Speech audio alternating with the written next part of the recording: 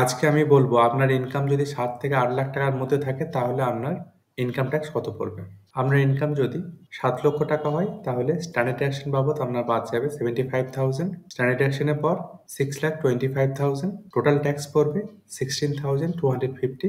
এটা আপনি রিবেট পেয়ে যাবেন। তাহলে রিবেটের পর আপনার ট্যাক্স নিল হয়ে যাবে এবং কোনো শেষ লাগবে না, তাহলে আপনার কোনো ট্যাক্স পে করতে হবে না। এবার আপনার ইনকাম যদি ৭ লক্ষ, ১,০০০, ৩,০০০, ৫,০০০ এরকম হয় তাহলে আপনার কি পরিমাণ স্ট্যান্ডার্ড ডিডাকশন পাবেন, স্ট্যান্ডার্ড ডিডাকশনের পরে আপনার ইনকাম কত হবে, টোটাল ট্যাক্স কত হবে, রিবেট কত পাবেন, রিবেটের পর ট্যাক্স কি হবে, শেষ কি হবে, টোটাল ট্যাক্স কত হবে সেটা দেখানো আছে। এক্ষেত্রে ৭,৭৫,০০০ টাকা পর্যন্ত আপনাদের ট্যাক্স হবে সেটাই রিবেট হয়ে যাবে।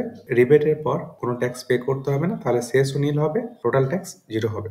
আপনার যদি কোনো ডিডাকশন না থাকে 80 CCD2 আন্ডারে এবং আপনার ইনকাম যদি হয় ৭,৭৫,০৫০ টাকা, তাহলে ট্রানজাকশন বাবদ আপনার বাদ যাবে 75,000। ট্রানজাকশনের পর ইনকাম হচ্ছে 7,50,000 রুপিস, টোটাল ট্যাক্স পে করতে হবে 20,005 রুপিস।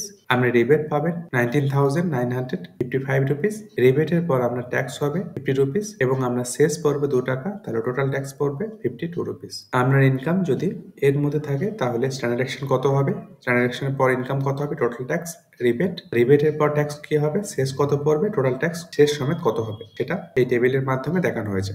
এই টেবিলে দেখানো হয়েছে আপনার ইনকাম যদি ৭,৭৮,০০০ থেকে ৭,৮১,০০০-এর মধ্যে থাকে তাহলে আপনার ট্যাক্স কত পড়বে সেটা দেখানো হয়েছে। আপনার ইনকাম যদি ৭,৮১,০০০ থেকে ৭,৮৪,০০০-এর মধ্যে থাকে তাহলে আপনার ইনকাম ট্যাক্স কত পড়বে সেটা এই টেবিলের মাধ্যমে দেখানো হয়েছে। আপনার ইনকাম যদি ৭,৮৪,০০০ থেকে ৭,২৭,০০০-এর মধ্যে থাকে তাহলে আপনার ট্যাক্স কত পড়বে সেটা টেবিলগুলোর মাধ্যমে জানতে পারবেন।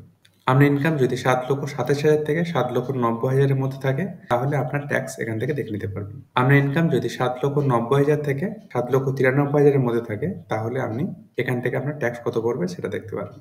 আপনার ইনকাম যদি ৭,৯৩,০০০ থেকে ৭,৯৬,০০০-এর মধ্যে থাকে তাহলে আপনার কত ট্যাক্স পড়বে এটা এখানে জানতে পারবেন। আপনার ইনকাম যদি ৭,৯৬,০০০ থেকে ৭,৯৯,০০০-এর মধ্যে থাকে তাহলে আপনার কত ট্যাক্স পড়বে, রিবেট কি পাবেন, রিবেটের পর কি ট্যাক্স হবে, শেষ কত পড়বে, টোটাল ট্যাক্স কত হবে সেটা জানতে পারবেন। আপনার ইনকাম যদি ৭,৯৯,০০০ থেকে ৮ লক্ষের মধ্যে থাকে তাহলে কত টাকা ট্রানজাকশন পাবেন, ডিডাকশনের পর ইনকাম কি হবে, টোটাল ট্যাক্স কত পড়বে, রিবেট কিছু পাবেন কিনা, রিবেটের পর ট্যাক্স কত হবে, শেষ কত পড়বে এবং টোটাল ট্যাক্স শেষ সমেত কত হবে সেটা আপনি দেখতে পারবেন এখানে। ধন্যবাদ।